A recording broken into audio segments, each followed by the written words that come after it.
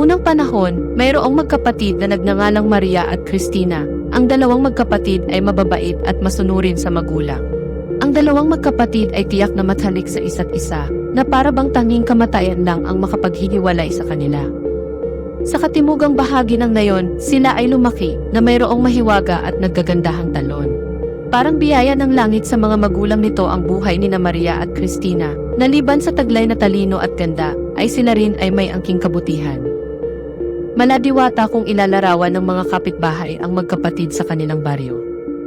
Ang mga kalalakihan ay lalo napapahanga at ang mga kababaihan na may pinapangarap ang taglay nilang kagandahan. Saan man sila magpunta ay hindi maiwasan na sila ay hangaan at pag-usapan dahil sa maladyos ng anyo at kabaitan. Isang araw, may isang magandang binatilyong makisig na nagngangalang Juan ang dumating sa kanilang baryo. Ang mga magulang nito ay malapit na kaibigan ng mga magulang ni Maria at Cristina. Agad sinalubong ng mga magulang ni Maria at Cristina si Juan. Naghanda ng munting salusalo ang mga magulang ni Maria at Cristina para sa pagdating ng binata. Karamihan ng paboritong pagkain ni Juan ang inihain dahilan ay parang anak na ang turing nila sa binata. Habang nagaganap ang pagsasalo, ipinakilala ni Inang ang binata sa kanyang mga dalagang anak. Hindi maiwasan na nagagandahan ang dalawang dalaga sa isang makisig at matipunong binatilyo na si Juan. Pumasok si Juan, bahagyang napahinto ang kanyang paghinga nang masilayan niya si Maria suot ang isang telang hinabing kamay, ang kanyang buhok may palamuti ng mga bulaklak ng sampagita, at ang kanyang mga mata ay kumikislap sa ilalim ng ilaw ng parol. Sa isang iglap, tila lumiit ang mundo. Sa kanyang tabi ay naroon si Cristina, kasing ganda rin, nakasuot ng malumanay na gintong kasuotan. Ngumiti siya ng may init, umaasang masulyapan man lang. Ngunit hindi siya nakita ni Juan. Nakatipig lamang ito kay Maria. Unti-unting napapalapit ang loob ng mga dalaga sa makisig na binata. Ipinasya nila si Juan sa buong baryo. Sa talon, sa ilog, at sa magagandang tanawin sa bayan. Ngunit habang tumatagal ay may namumuong pagtingin si Juan kay Maria. Subalit hindi ito ginusto ni Maria dahil mayroong lihim na pagtingin si Cristina kay Juan.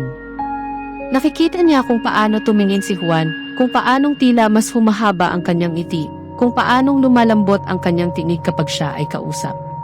Isang araw ay umakyat ng ligaw si Juan kay Maria. Idinaan niya ito sa pamamagitan ng harana. Labis ang pag-aalala ni Maria dahil alam nito na nagugustuhan ni Cristina si Juan. Lingid sa kanyang kaalaman ay nakadungaw si Cristina at nakita ang pangyayari.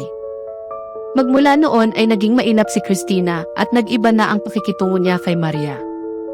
Bihira na sila makapag-usap sa dahilang nagsiselos pa din ito.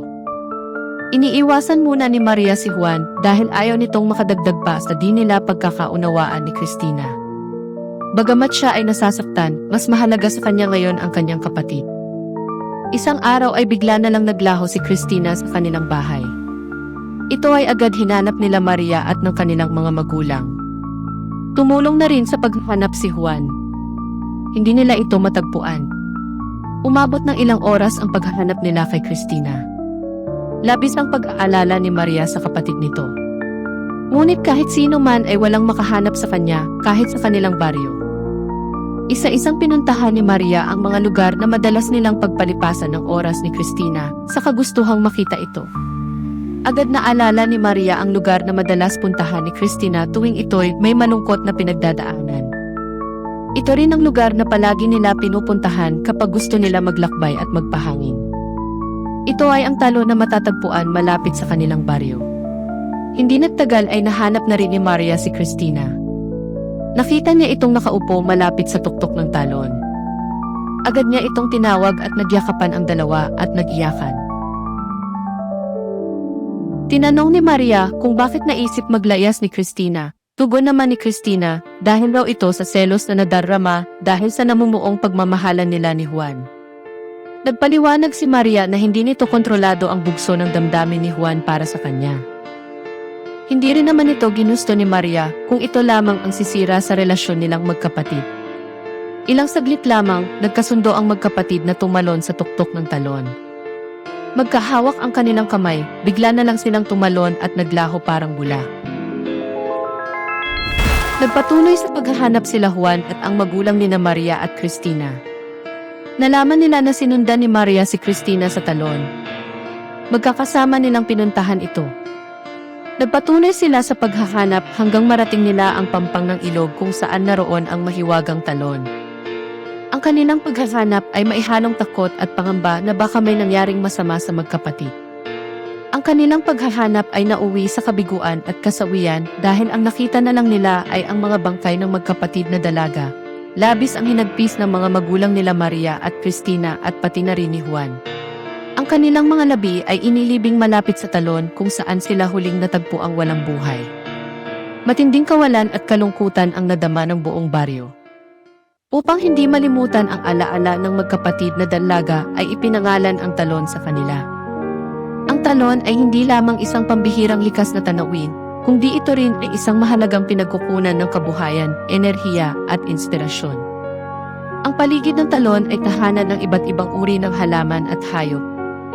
At mula sa trahodyang bumalot sa dalawang magkapatid na sina Maria at Cristina, isinilang ang alamat ng talon. Sinasabing sa kanilang huling sandali, pinili nilang manatiling magkasama kahit sa kamatayan.